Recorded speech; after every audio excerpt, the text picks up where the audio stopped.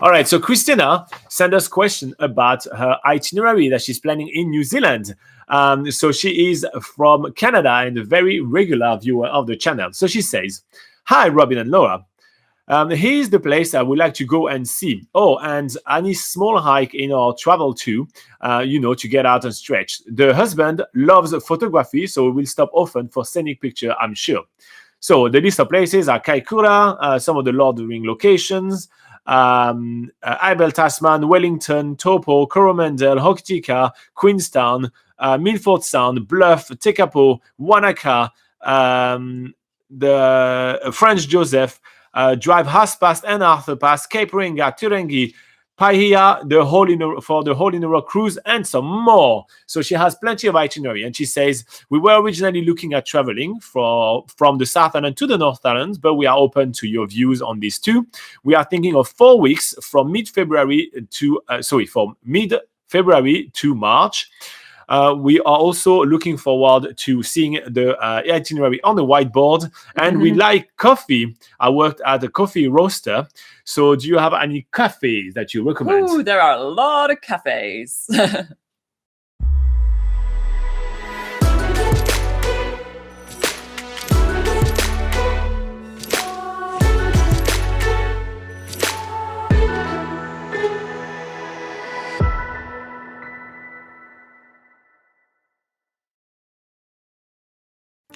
All right, so let's bring the map out, and Laura, you're going to read the locations, and I'll mark them all there. Then after we will go over there. Yeah, I'll put them on. Oh, do you want to put them on? Okay, you put them on. Fine. It's been a while since we've done an itinerary, so we have a bit of a process we need to remember. Okay. All right, so I'm going to go over the locations one by one. So Laura is going to put big dots on the map, and then we'll link them. So the first one that we have is Kaikoura, to do some whale watching over there. Somewhere around here. Then we have a list of Lord of the Rings and Hobbit locations. So we have Gollum's Pools in Tafai Falls. Okay. We also have the Weta Workshop. Yep. And we have Hobbiton for dinner. Okay. If you have extra recommendation of some Lord of the Rings location along the way afterwards, we'll add them. Then we have Abel Tasman to do some kayaking and hiking. Then we have Wellington, where she wants to go to the Wellington Museum, as well as to Zealandia. Then we have Rotorua. Okay. We have Taupo. Yeah. Then we have the Coromandel, where she wants to go to Cathedral Cove. Yeah. Then we have Hokitika, where she wants to go do some greenstone carving. Okay. Then we have Queenstown, where she wants, of course, to grab a Ferg burger, and she wants some more recommendation. She wants Milford Sound as well. Yeah. She wants to go to Bluff to do some shark diving, which is awesome. Cool. She wants to go do some stargazing in Tekapo. Okay. She wants to check the Wanaka tree. Yep. She wants to go to French Joseph to do the heli hike. Oh, yeah. She wants to drive the Haast Pass and the Arthur Pass. So just do some little lines there. Yep. She wants to go to Cape Reinga. Cape Reinga. Oh, all the way up here. Then she wants to go to Turangi. Okay. She wants to go to Paihia to do the Hole in the Rock cruise. Okay, Paihia. All right. Yeah, just do the dots. Yep. Nice one. Okay, so I'm going to take that from you and I'm going to link them together. So first up, Christina, you are right that trying to go from the South Island to the North Island is going to be a little bit easier. That means that you will be able to get a rental car and something like that for maybe a little cheaper if you decide to do some deals where you have a one-way fee, because sometimes the one-way fee going from South Island to North Island is cheaper than North Island to South Island. And also, you're just going to go a little bit against the flow of tourists, so that may make your life a little bit easier. On the other hand, you're probably still going to be landing in Auckland. I mean, most of the flights are actually landing in Auckland, which we don't have Auckland on the map right now, but I'm going to add it for you. And Auckland is about here. It's gigantic, but it's right here. So you probably will have to land in Auckland and go down here. So what we're going to be doing is that we are going to be doing the itinerary. We're going to start on North Island. We're going to do all the way. But feel free to start from Christchurch or Queenstown. And since it's going to be a loop, you'll be able to start wherever you want, right? So you can land in Auckland and take a cheap flight to go to Christchurch or to go to Queenstown very easily. and you can start from any of those points. We're just going to start from the North Island because it's easier to go from north to south. But honestly, once you're going to see the whole loop together, it really doesn't matter where you start. You can choose your starting point. Yeah. So I just want to make that really clear straight away. Okay, so Auckland, you're going to have to get there, especially if you want to go to the North Island, to the South Island. So you're going to have to get there. You probably will be landing there. There are a few cool things to do. There's a few cafes there. So maybe that's the place where you want to go and do the cafe experience you want to do in Auckland. We do have a recommendation for a cafe in Auckland. Exactly. We do have some recommendations. So I would recommend a cafe which is on High Street called The Shelf. It's one of my favorite cafe places in Auckland. They have a mean as hot cocoa, if I may say, but there are also some awesome cafes as well. It's a really cool place. And there's also a cafe called Miller's Cafe, in which they are roasters there. They are coffee roasters there, and they do some really awesome coffees as well. So that would be the two cafe places that I would recommend right here in Auckland. So let's say you land here, you grab a coffee at a cafe, and then you head up there. Then you're going to start making your way, and you're going to go to Pahia. Yes, so you've said that you wanted to do the Hole in the Rock cruise. So, you can go up to Pahia to do that. A place to stop along the way would be Whangarei Falls. It's really easy to get to. The walk to see this amazing waterfall is... it's barely 5 minutes, and there's different viewpoints to go to see the waterfall from many different angles. And there's plenty of car parking and all that good stuff. So that's a really good place to stop along the way. And that's just one out of many things that you can check out in the Whangarei area, for instance. So if you want to see more things to do, check out nzpocketguide.com. So in Pahia, there is plenty to do. You're going to do the Hole in the Rock cruise, but there are also awesome places to visit. Today, we're recording that on Waitangi Day here in New Zealand, so you may even want to check out the Waitangi Treaty Ground, which has an awesome museum there. They even do some performances, and you can learn more about the birth of New Zealand and also all the controversy surrounding it. The museum does a very good job to highlight all the details of the controversies and all those kind of things. Yeah. So very, very interesting museum, very different. From Pahia itself, you're going to take your tour to Cape Reinga. I wouldn't advise you to drive it yourself. I will say hop on one of the many bus tours that goes there. That will include everything you need to do, from the food to a lot of little stops and a lot of little short walks to some sandwich boarding if you want to do that. Driving on the beach as well with the bus, which you wouldn't be able to do anyway with a car rental. And you go all the way to Cape Reinga, you check out the place, and then you get back on the bus and you come back down. It is a 12-hour trip. It's a very long trip. There's a lot of driving. It's much better to do it with the bus tour. So I would actually base myself in Pahia and be able to do that. You are traveling for 4 weeks in New Zealand. You have really a lot of time, so definitely base yourself in Pahia for like 3 or 4 days and spread your time there. Then driving back down to Auckland and heading to the Coromandel. So driving back down to Auckland, you can grab another cafe right here, or you can do a couple of the walk. There is Goat Island Marine Reserve just north of Auckland, which is really awesome to visit. You can do some clear kayaking there. Same thing, we have videos on the channel on everything we're mentioning right now. Then you could pit stop to actually stop there, enjoy it, and then have to drive through Auckland. And then you drive through Auckland and you head to the Coromandel area because you want to check out Cathedral Cove. Yeah, so Cathedral Cove is near a town called Hahei, and there you can experience Cathedral Cove from a nice, easy breezy walk. You can also visit it by a kayak tour. There's various different boat tours you can go on as well, glass bottom boat tour as well. So lots of different ways to experience those famous white cliffs that everyone has seen photos of. Also, while you're in the area, you can mosey on down to Hot Water Beach at low tide to dig yourself a nice hot pool. Yep. All right. So then you're going to make your way down to Rotorua, but you're going to stop quickly at Hobbiton on the way. So do you not like the dots I did for those? Hobbiton? Where is Hobbiton? Oh, it's a little bit out of the way, but I was trying Hobbiton is much more north, I think. Yeah. It's definitely not to scale, this map. No, but just as an idea. Anyway, so you're going to stop in Hobbiton. I wasn't sure which one was that. It's here you go. Okay. Boom. Stop in Hobbiton along the way, and we actually would suggest you to do the day tour rather than doing the dinner tour. I think that the day tour will fit better in your itinerary. The night tour will kind of force you to then drive afterwards to go to the next places where you want to stay for your accommodation, everything like that. And I'm not sure if I would say it's the best value for money to do. So I will say do the day tour along the way. That's a fantastic pit stop coming down from the Coromandel area. and then going to Rotorua.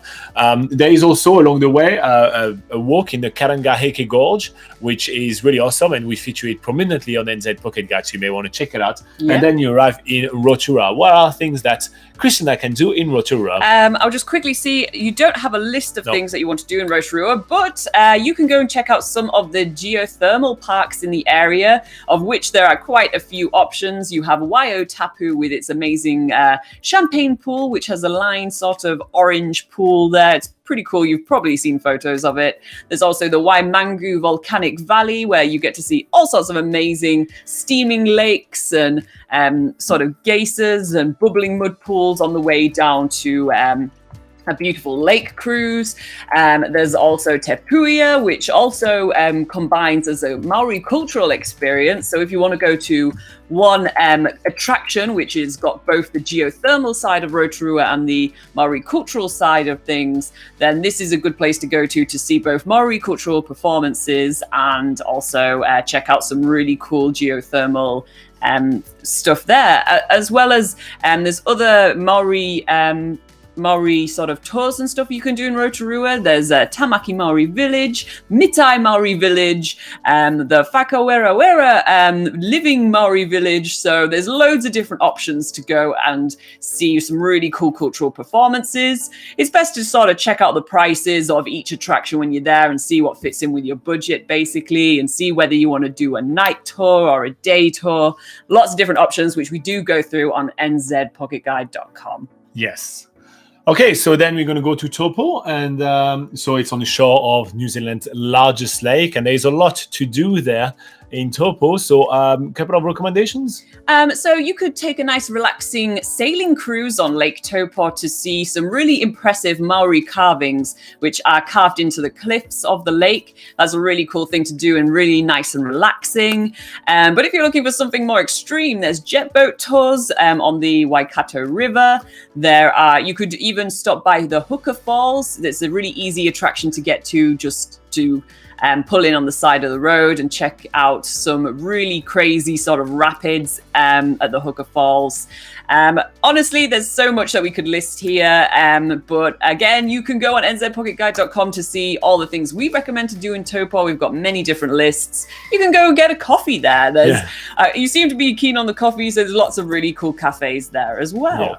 Yeah. So you were asking for like places to stretch your legs in between like all your drives.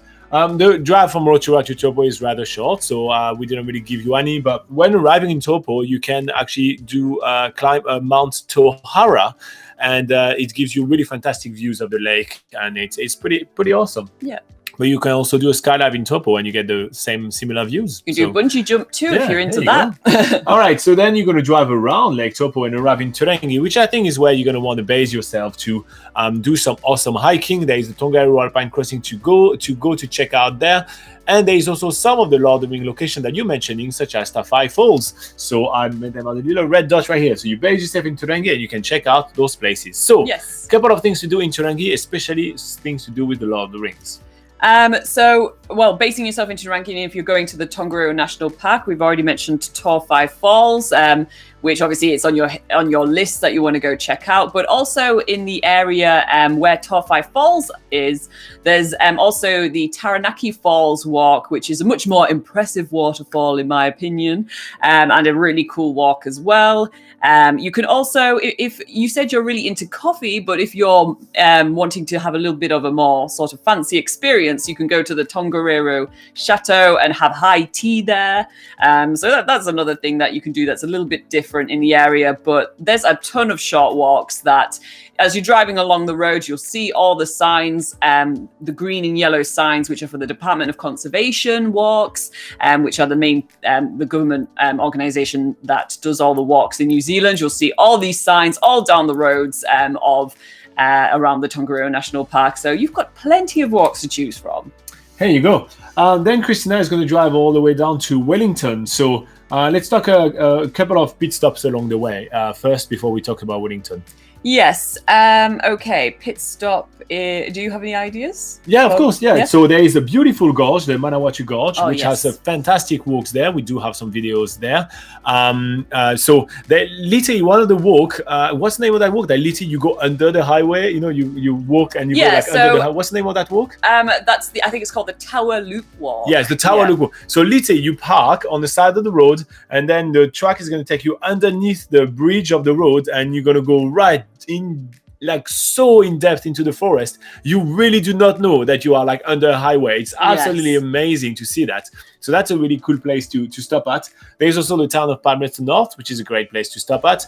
If the hubby is into rugby, you have the Rugby Museum there, which is kind of fun. Otherwise, just hire a bike for an hour and just bike around the town. There's a lot of little pit stop to check out. There's a fantastic square in the middle for amazing pictures opportunity, because some of the lakes in the square are actually the shape of butterflies when seen from above. So that's some cool picture opportunity if you get a little bit of vantage point and take that. That's some of the best kind of like city pictures of New Zealand that I tend to find. I mean, there are some cool ones of like older building like in Dunedin or something like that, but when I look at pictures of like little squares and little garden in the middle of the cities, I think it's one of my favorite ones. Yeah. Also, as you're getting closer to Wellington, you can stop along the Kapiti coast at a place called Paraparaumu, where there's the Queen Elizabeth Park, where it has lots of really nice, easy, short walks to do alongside the beaches. And you'll also get views of Kapiti Island out across the water. So that's a really nice place to go and stretch your legs on the way to Wellington. All right. So speaking of Wellington, we are arriving in Wellington. She wants to see the Te Papa Museum. She obviously wants to check out the Weta Workshop as a Lord of the Rings fan, and maybe check out Zealandia as well. So she does have a big... It sounds like you kind of know what you want to do in Wellington, as most of the things that you sort of say that you want to do, they're in Wellington. Like Robin says, Zealandia, there's the Weta Workshop, there's the Te Papa Museum. Also, obviously, a good place to get a coffee as well. Yeah, Cuba Street would be one of the best places for you to kind of wander down and pick any coffee place there. Yeah, we do have actually a few cafe recommendations on nzpocketguide.com. We have where to get the best coffees in Wellington. We have an actual article dedicated to that. Do we? Wow, we cover everything. So so you can go and check that for a few recommendations there. Wow. But we know that actually MB on the live chat right now, he lives in Wellington, and I'm sure that he could probably give you some better recommendations, as coffee places are changing all the time and everyone has their favorites. So but usually you're not disappointed in Wellington. All right, so so it looks like you already have quite a good plan in Wellington, so definitely do all that. Do not visit the Parliament. It's probably our worst video on the channel. We did not enjoy it. So my recommendation is don't do that, the Parliament tour, but do everything else. So Wellington is a great place. You're going to enjoy it. So get yourself some time. And also, you will have done quite a lot of driving, or if you're going from south, you will have done a lot of driving and you were about to do a lot. So it's probably going to be your either 1/3 or halfway point in the trip. So you may want to schedule yourself one extra day there to literally just walk around and grab a coffee, to just take a breather and not have too much places there. So and again, ask MB for him to literally recommend you an extra coffee place right now in your live chat while we're talking, so that you literally can write down the name of that cafe and its address. Anyway, you're arriving on the South Island, and we will recommend doing the loop in that way. Now, before us to get started on the South Island, I will actually recommend doing a loop around there, which means that I don't think you should be driving Arthur Pass. So I'm going to remove it right here. I'll be honest with you. Arthur Pass and Haas Pass are very similar kind of views, and they look kind of the same. And also, I feel like that would be adding a really long extra drive just for the sake of driving Arthur Pass. They're both looking fantastic, and we suggest you do one or the other. We will give you one option to do Arthur Pass when you arrive down in Christchurch. We'll give you one option to explore it in a different way, but which will be spoiler alert, by train. That could be the kind of a one-day experience, for instance. But aside from that, I will say just skip that and move on to exploring your trip, and you will have some fantastic vistas on Haas Pass, and you'll be good. So we're going to get started to Abel Tasman. Yeah, so the ferry from Wellington arrives in Picton, and then it's a little bit of a drive, between an hour and 2 hours to get to Abel Tasman, the Abel Tasman National Park. You haven't actually said what you wanted to do there, but kayaking / hiking. So If you want to do both, there is a really cool tour with Wilson's Abel Tasman, the company's called, where they can take you by kayak along the coast, get you like a little bit up the coast on a kayak tour, and then you can basically walk to a meeting point on a hiking trail, and basically you get to experience both kayaking and hiking in one day. And we do have a video on the channel of us doing that experience, so you can check it out. I'm sure you'll find it very easily if you just type in Abel Tasman Kayak NZ Pocket Guide on YouTube. You'll find it in no time. But that's a really good option to, do that quite quickly. You can base yourself, while there's not many options really or it's quite hard to base yourself in the Abel Tasman National Park because getting to some of the places is quite remote.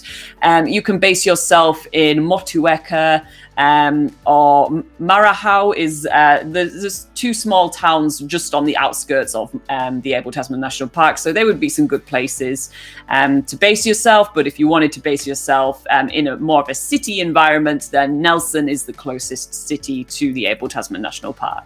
As for pit stops along the way when coming down from the ferry, which is arriving in Picton, I would actually recommend to just stay in Picton for a few hours or even a day or two. There are some fantastic places to stay at there. If you want to save some money, you can stay at the Tombstone Backpacker. It's actually a really cool place to stay at. And they do have a lot of private rooms and everything. And honestly, it's really your upscale hostel. Let me tell you, the owner is actually baking you scones, freshly baked by hand every single morning for every single one of the guests. That's really cool. So in Picton, you can do eco tours, which are doing like kind of dolphin cruises, which is really awesome in the Marlborough Sound. You get to see a lot. So I would strongly recommend that. A great place to spend some time. Or you can head to Lochmara, which is kind of really cool as well. So I will kind of do a couple of activities there, and then I'll do the drive because it's not necessarily that long of a drive. Speaking of a long drive, you want to drive all the way to Hokitika. So there is kind of a lot there. So you're going to be driving on the west coast. So I'm going to talk a couple of pit stops, and then Laura is going to talk about Hokitika. I will stop at the Nelson Lakes. The Nelson Lakes are fantastic. You know this jetty that stops and then you have a beautiful lake and some mountain backdrop, and you see those pictures every single time you look at anything to do with New Zealand. Well, this is where those pictures are coming from. So that's maybe where you want to stop. If the hubby is into pictures, he's going to love that. Yeah. So check out those ones. Along the way, there's also the small town of Murchison if you want some very weird experience. There is like a fire which is always burning there, which is kind of like a natural kind of gas stuff. So that's interesting. There is also some whitewater rafting to do there. Then there is also Westport, am I correct? Yes, if you go through the Buller Gorge. Yeah, so she will, because that's the main road. Yeah. So then there's Westport. In Westport, you have the Coal Town Museum, which is a small museum, but you look like you're into museum. So it's a small museum celebrating the coal mining history of the West Coast. But there is, most importantly, Cape Baldwin, which is one of my favorite things to do in Westport, and an amazing pit stop. It's really not long of a walk, and you get to check out awesome marine wildlife. Seals Yay, I love seals, and there's also a lot of birds, so that's really awesome to check that out, and great photo opportunities. Anyway, keep on driving, replenish in some of the couple of towns, like buy Greymouth. that was about to say, like buy some groceries in Greymouth, for example, and then arrive in Hokitika. Oh, Punakaiki. You can stop in Punakaiki as well. In Punakaiki, you have those pancake rock steps. So that's going to be a very long drive, right? I would actually recommend maybe stopping one time. You have 1 month. I would recommend pick any of the places that I just talked about and stay at least one night in one of those, just to break up the drive. So any of those places, honestly, they're all pretty awesome. But break up the drive by picking one of those places to spend one night. So Punakaiki, the pancake rocks, really awesome picture opportunity. You're gonna really love that, especially at sunrise. It's really awesome at sunrise. So here you go, blowholes and beautiful limestone formation. Anyway, you arriving in the Hokitika. There's quite a few cool things to do in Hokitika. Yes, for a good photo opportunity, you can go to the Hokitika Gorge, which is a short walk down to a beautiful river gorge with really vibrant blue waters, a swing bridge going across the gorge as well. So it's a really just beautiful place for some beautiful photos. At Hokitika itself, it has a really nice beach, which is a must at sunset. It's really famous for its sunset. sunset sunset photos. There's also driftwood art on the beach that you can go and check out. Of course, there's many different cafes you can go and explore. There was a really cool cafe that we went to where they have like a bee display. So there's bees making honey sort of in the display. It's really cool. I almost forgot about it. There's also glass blowing. It's a really artsy town. So there's like a glass blowing studio. There's a sock making studio.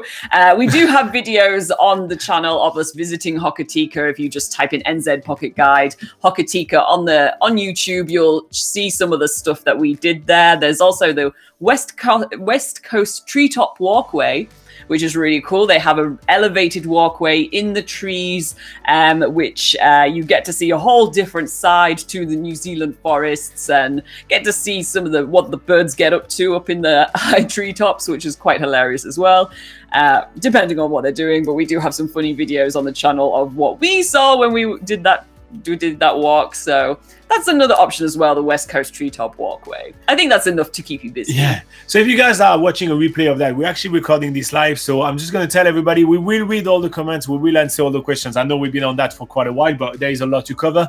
And Clay in the live chat right now says that at the Tombstone Backpackers, it was really awesome stay and the scones were on point. So here you go, Christina. I do have some other people actually backing me up on that recommendation. Cool. All right, keep driving on the West Coast. Honestly, I'm not going to give you any stops for the drive to the Franz Josef Glacier, just because there is just a lot of viewpoints. Stop on the viewpoints, take some pictures. There's really a ton of them, and I'm not even sure if all of them have a name, to be quite fair. It's like this viewpoint right here, just at 200 meters on the left. Yeah. That's basically what it is. Anyway, so the drive is not too long as well, and there is plenty of place. Maybe Lake Matheson, you could stop there. That's after Franz Josef. That's just after, actually. So we'll do that afterwards. But so you arrive in Franz Josef Glacier, nice little village, and obviously exploring the glaciers. Yeah, so I'm sure you have probably an idea of what you want to do. Oh, we would do a hike for Franz Josef. We would do the hike. Maybe you mean heli hiking, yes. So there's definitely the option to go in a helicopter, which is a quick sort of flight landing onto the glacier, and you get to do a really cool glacier hike with experienced guides, which can show you all the cool nooks and crannies of the glaciers, whatever there may be at the time, because the environment's always changing. Sometimes there's caves, sometimes there's sort of narrow narrow corridors through the ice and stuff. It's always changing, but it's a really cool environment and definitely worth doing. And then afterwards you can go relax in the glacier hot pools.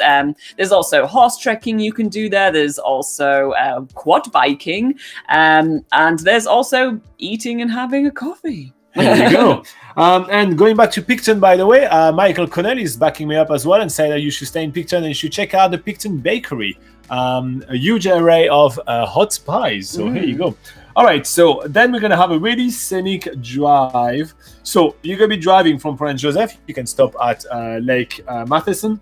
You're then going to drive through beautiful Haast Pass. I was almost having a blank. Where you're going to stop in a lot of little pit stops, but one of the main, most prominent one will be Thunder Creek Falls, which is going to be awesome. Then you're going to drive all the way through Wanaka. You can stop at that Wanaka tree and take that picture, and finish in Queenstown. So that's going to be a full day drive. It's going to be an activity in itself. You're going to really love it. And then you're going to be in Queenstown. Now, in Queenstown, Laura is going to recommend you a few things to do, but you mentioned that you want to check out Milford Sound. I'm going to do the ... like I did for all the other one, which means you're not driving. I will recommend to do the bus tours to go all the way down there. So here you see someone else is driving. This one, someone else is going to be driving a ferry here.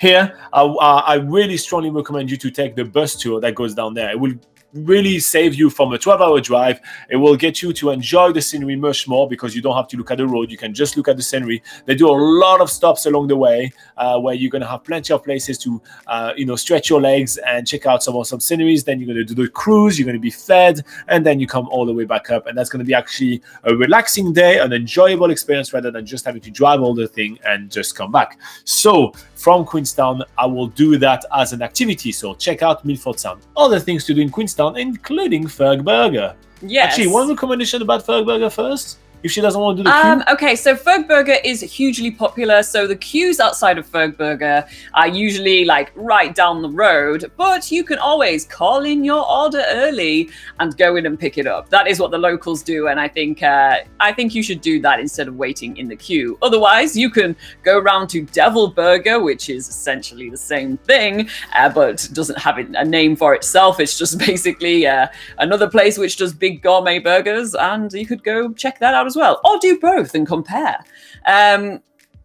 So in Queenstown, you have a huge amount of things that you can be doing. You can be, they have all the, it's called the adventure capital of New Zealand. So you can do jet boating, bungee jumping, skydiving. You can do whitewater rafting. But if you're not really into all the adrenaline stuff, since you don't have much sort of adrenaline things on your bucket list that you sent to us, you can go to some very lovely hot pools, the onsen hot pools, which overlook a beautiful scenery of a river. You can go on winery tours if you said you're into coffee, but if you want to try a little bit of the New Zealand wine scene, then there are winery tours throughout the Otago winery sort of region.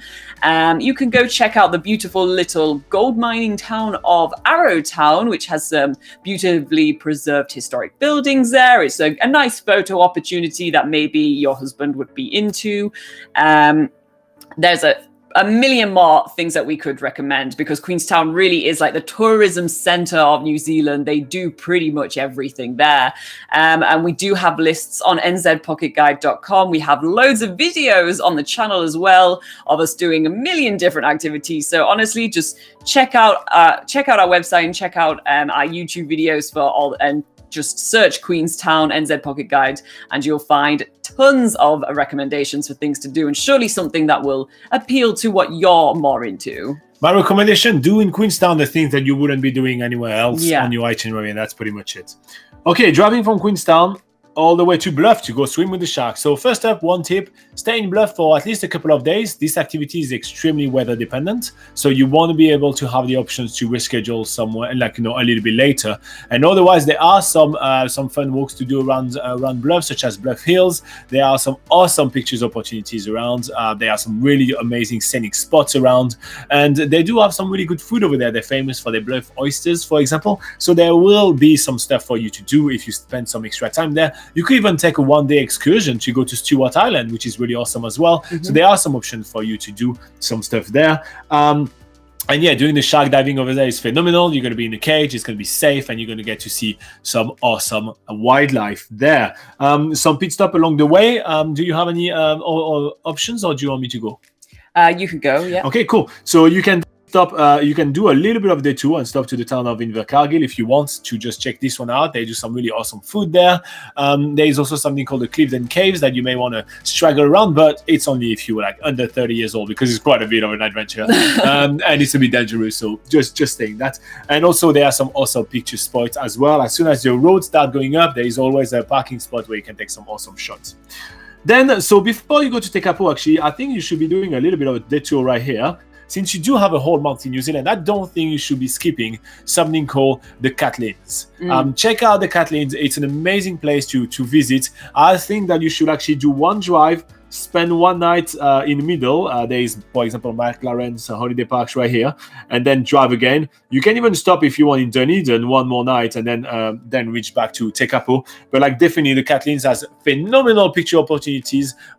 Check out the episode that we have on the channel. There is awesome waterfall like McLean Falls, McLaren Falls. McLean Falls. That's what I said first. Yeah, McLean Falls. That was correct. There is Nugget Point. There is Waipapa Point. There is fossil, the fossilized forest in Curio Bay, and there's also yellow-eyed penguins. There is so many amazing things to take pictures of. You mentioned, Christina, your husband was into pictures. You definitely want to check that out. It's really awesome. And that's where you'll find lots of free things to do, because you'll be spending, obviously the shark diving, doing things in Queenstown, for instance, and Milford Sound. They're all where you're probably going to end up spending quite a lot of money, but the Catlins is a nice break from spending too much money. Okay, so then you are going to be close to Dunedin, so you can stay there for a night.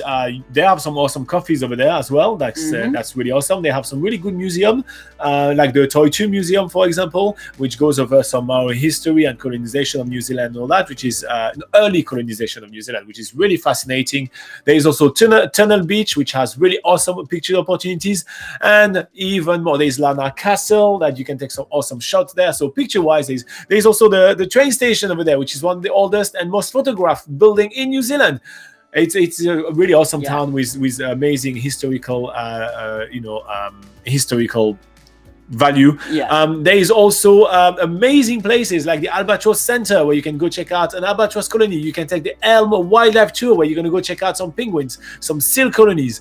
You can, at the Albatross Center as well, you can see the little blue penguin colony, which you will have skipped from Whangarei because you're driving up anyway. So there is really a lot to do in Dunedin. You may want to stay one night or 2 nights and do a couple of activities. Ask Clay right now. He's from Dunedin. He will tell you a lot of and he stuff to can, Clay, you can also write down some cafe recommendations. There you go. As well. All right, now we're going back to your itinerary. We're going to go to Tekapo. Yeah, so you need to drive back inland to get back from Dunedin to Tekapo, but Tekapo, you said you wanted to do stargazing there, so we definitely recommend staying overnight so that you're actually there for getting up quite late, or maybe not even going to bed at all, to get up for the stargazing tours there. Yeah, well, I think they start pretty late. They start at like 10 p.m. or something. In Lake Tekapo, you can go on the stargazing tour. Make sure that you book your accommodation in Lake Tekapo as early as possible because it's very limited and it's a very small town. So sounds like you know what you want to do in Lake Tekapo. So there you go. Couple of pit stop driving from Tekapo all the way to Christchurch. Okay, so you can stop in Fairlie for a famous Fairlie pie. You can also stop in Geraldine if you want to. You can either stay there a day and do some horse trekking or some whitewater rafting, for instance, or even go see some alpacas, that sort of thing, or you can just drive through. But Geraldine's more of a place where there's actually big activities to do there, so you might want to stay a while if you want to stay there. And then you're sort of just traveling through the Canterbury Plains, which is basically a huge farming area before you get to amazing Christchurch. Alpine views because it's so flat. You see the mountains very well. Yeah, you'll see the hubby is going to love pictures as well. Yep. So you're having Christchurch just because it's on the way, and that's maybe one of the starting points of your trip. As we mentioned, you can start anywhere you want on the strip between Queenstown and Christchurch and Auckland. So in Christchurch, if you really do want to do the Arthur Pass, do the Transalpine train, one of the top 10 best and most scenic train journey in the world. So hop on there; they will take you all the way to Greymouth and back. So here you go. That's pretty awesome stuff. Alternatively, I'll just say really quickly. Just because we know we've been on this for quite a long time now, but you could alternatively, there's an option to do the train to Arthur's Pass Village. You can stay there for a couple of hours and do some of the really short walks there, see a few waterfalls and stuff, then take the train back to Christchurch when it's making its way back from Greymouth. So that's another option since you have, by this point, you will have already seen the West Coast. If you just want to see Arthur's Pass, do that quick day trip to the Arthur's Pass Village. That makes sense. Or if you forgot your keys in Greymouth, you can go there. Yeah. Okay, you can drive all the way to Kaikoura. I won't give you any pit stop because it's quite a short walk all the way to Kaikoura. Drive. It's a short drive. So don't walk. walk. Yeah. Okay. So in Kaikoura, what can she do? I'm just going to work on my... So in Kaikoura, you have Whale Watch Kaikoura on your list. So obviously off you go and do the cruise to see the whales. But there are other options as well. There's Wings Over Whales, which do scenic flights over the whales. And the cost is actually similar to Whale Watch Kaikoura. So basically choose whether you want to be on the water or if you want to see the whales from above. We have both experiences on video on the channel and on nzpocketguides.com. So you could compare the two experiences. They're definitely worth actually comparing because some people only think you can just do the cruise but you can also fly over the whales, which is pretty cool. Yeah. So we swapped to green, by the way. We've been talking so long that the pen has dried since then. So okay, and then you can link to Picton. So if you decide to finish Christchurch, you can do a day trip and then come back here. But otherwise, link to Picton, and so like that, the loop has been looped, and you decide how you want to do this one. But yeah, picture there is some awesome way to stop, awesome waypoints to stop at, such as Blenheim, which has really fantastic wines and awesome chocolate at Macana Chocolate, for example. So that's a really good place to finish. So you could land in Christchurch and then fly. Auckland. You could land in Auckland and then fly to Christchurch, do the loop. If you want, then at that point you can drive Arthur Pass, do that loop, and what was I thinking? Oh yeah, you go here. No, that's not what I was saying. I'm completely wrong. Yeah, so you can land in Christchurch. You can do that. Do the quick drive over there from Christchurch to Picton, and then hop on a ferry, go all the way up to Auckland. You do that one as a loop, and you come back down to Auckland and fly out. That's a good way to do it. If you want to do South Island to North Island, that would be the way I'm approaching it. Here you go. So we've been on that itinerary for quite a while, but I hope that was super useful. That's 4 weeks in New Zealand, so that's worth taking the time to plan well. Yes. And also Christina has been coming on the channel so often, so it was worth taking the time to talk all about her for a good 45 minutes, but that was okay. That's your itinerary, Christina. I will post that as a replay, obviously, on the channel, so you'll be able to see it again. But if you do have any question of your own and your name is not Christina, make sure to put it in the comment of the video, and we pick them up and answer them all the time. And on top of that, if you do... if you are in the live chat right now, we're going to be answering all your questions. And if you do like this video, make sure to hit the like button. It's always super helpful to us. Here you go. Okay, let's go back to the live chat, guys.